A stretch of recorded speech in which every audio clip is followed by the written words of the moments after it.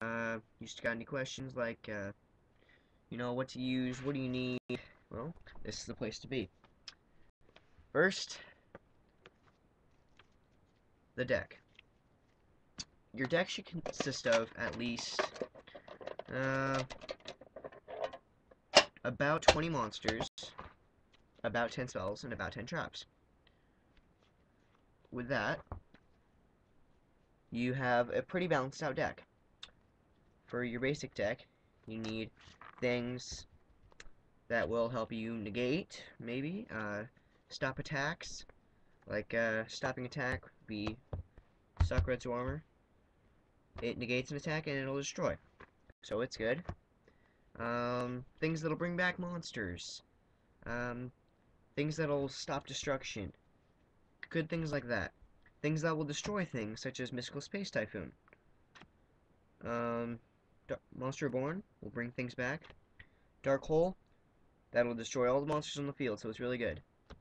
Then, maybe cards that'll help you special summon, so you can have more monsters on the field, and then Overlay or Synchro Summon or something. Like, 1-for-1. It's good. Other cards that probably won't get things back from the graveyard and special summon them, like Monster Reborn and stuff, but just add them back to your hand, such as Recycling Batteries, is good. You can also use cards like Salvage, Monster Reincarnation. Those are good cards. Like I said, cards that'll stop opponents' attacks, so cards like Swords Revealing Light. Let's see, what else? Other cards that'll help you search through your deck would be great. Such as Want Dragonfly. When he's destroyed in a battle, you can search out from your deck and special summon another Want monster.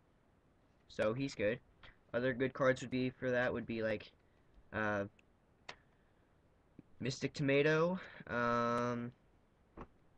Let's see, I can't really think of too many other things. Mother Grizzly, UFO Turtle. Just kind of look them up, you know? Or maybe you could use gadgets.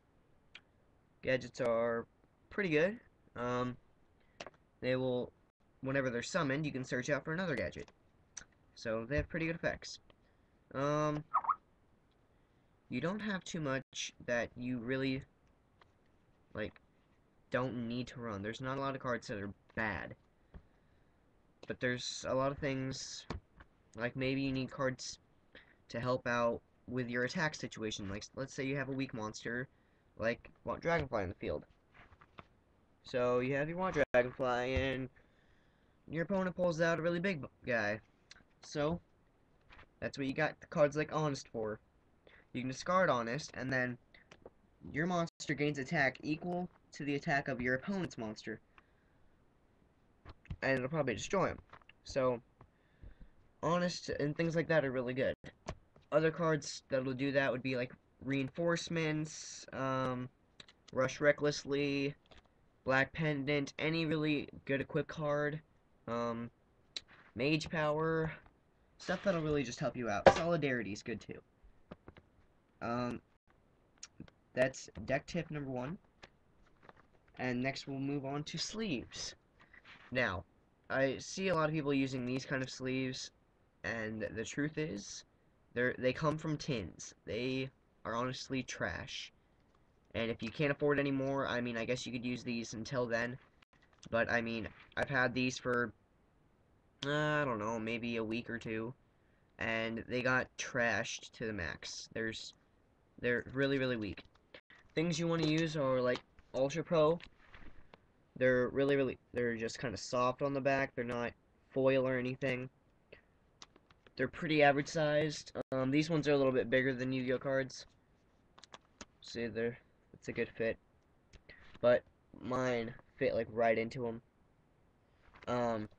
But any kind of card sleeve like this is good, and you gotta have your cards in some kind of card sleeves, guys, because otherwise they'll get ruined, and I mean it's kind of bad. So also, you need a deck box. If you don't have a deck box, then your cards could get lost, and they can get lost easily. So don't really try going out without a deck box. I use like this old Pokemon tin type thing. Just got a Rayquaza on it, or Rayquaza, however you like saying it. Anyway, so yeah, you gotta have something to keep your cards in. It fits in perfectly. You can even keep like maybe a calculator or something in there, just so you can keep track of your life points, and it seals up. Nothing's getting out of there. Well, okay, with mine it will, because mine's kind of weak. But anyway, not the point. You can even look them up and make them yourself. I customly designed this. It works perfectly well. I have like 200 cards in here, but these ones aren't in sleeves. These are just my fun decks. You can easily make this in about half an hour. I didn't really have hot glue, so I just used tape to put it together, but it's still really good. Anyway, so yeah, you have to have some kind of deck box or something that'll protect your cards when you're traveling around with them. Because it's easy to drop, like, any kind of cards when you're just walking around with your deck, maybe going to a locals or something. You're just walking around and it slips out of your hand. Well, if you have a deck box, they usually stay sealed, so you don't need to do that. Next thing, we'll go to deck number 2, or deck tips number 2, I'm sorry. I would personally always run a side deck. Side decks are really good. If you run a side deck, and you always go best 2 out of 3 in duels, well, usually, I always do, but that's because I run side decks. If you go best 2 out of 3, you got a 15 card, maybe less. I run 15 just in case. I mean, it's always best to have the most you can. Except in a main deck, obviously. Anyway, off topic. Side deck, I mean, it consists of cards that you could use against just about any kind of deck. So, you gotta run cards like Mirror Force. Mirror Force will... Ooh, that's a bit of glare. It'll negate an attack and destroy all monsters in face-up attack position. So, it's really good. And then Torrential Tribute, things like this, because it'll... Whenever someone summons a monster, you can destroy all cards in the field. So, it's basically an extra dark hole. Except it's kind of a trigger effect, but it's really good. And Gravity Bind, just in case you need to get that extra stalling in there. Because it'll switch, yeah, all level 4 or higher monsters cannot attack. So it's actually really good. Then I also side cards like Lightning Vortex, which I have colored on. Yeah, don't do that. Anyway, you gotta side cards like this. I mean, it's just an extra dark hole, basically. It won't destroy face-down monsters, but it's really good. You should run things like this. Other kind of staples, Book of Moon, Pot of Avarice. I run 2 more MST just in case they have, like, a bunch of spell and trap cards in their deck, like, kind of an overload of spell and trap cards. So, I just kind of run 2 of those. My body is a shield, which is good, because, it negates, card destruction by paying 1,500 points. So, it's, pretty good. It could be bad in some situations. I mean, you can't really use it against, like, cards that would destroy spell trap card, like Heavy Storm or Mystical Space Typhoon or anything. But, yeah. Anyway, so that's those. I run 2 Shining Angel in my side deck, because sometimes I might need extra searching, and Shining Angel allows you to search out, for an extra light monster in your deck. So, see, I have strategy. Because then, if he's destroyed, I can special summon, I guess, whatever light monster I want. As long as it has 1,500 attack points or less. So you can summon him, he gets destroyed, then you can summon another one from your deck. So it's a good combo. Electric Virus.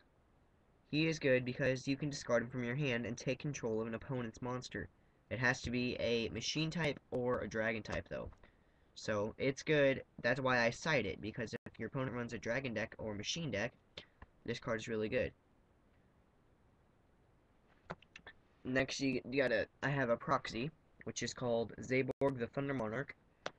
He's level 6, and when he gets summoned successfully, you can destroy a monster on the field, which is good. It doesn't have to be face up, it doesn't have to be face down, doesn't matter.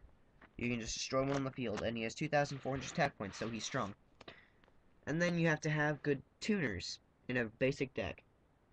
Tuners will get you out cards such as Magical Android. Magical Android is good because it'll give you extra life points. So if you have tuners in a deck, you can synchro summon.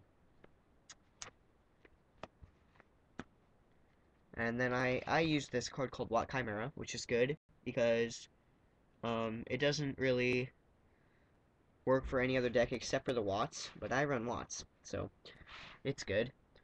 Flamebell your quizzes, or your quizzes, or I don't know how to pronounce it. It's good though. It has a piercing effect to where it can go through defense like it would be able to attack. Now this is not a very expensive card, so if you're looking to get some like a good cheap um, synchro monster, that's a good one to start with.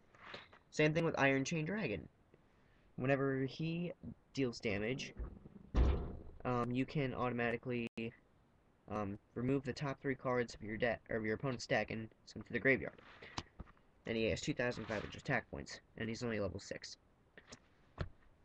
Ancient Fairy Dragon is good because it lets you summon more than once. So Ancient Fairy Dragon's awesome. And then you can destroy field spell cards, like maybe you're facing Gravekeepers, or I don't know what the case scenario may be, but he's really good. He can destroy them, and you gain 1,000. So it's good. Stardust Dragon, it stops card destruction. Any kind, too. And then you get to remove him from play. Then at the end phase, you get to bring him right back. So he's really, really good. Level 8, 2,500 attack points. Then your overlay units. These are just kind of the basics, which is number 17, Leviathan Dragon, Granosaurus, Gotcha Gentetsu, Wind Up Zenmaster, and number 39, Utopia. These cards are good because you don't even need a tuner. You can just use cards like Honest and Watt Draft. All you have to do is overlay them, and then you get to special summon this monster. And then, I mean, if you have like more level 4s, you can summon him. You get level 2s, you can summon him. And then 3s, that's all it takes. So, yep, this is part 1 of Dueling 101, and peace out, YouTube.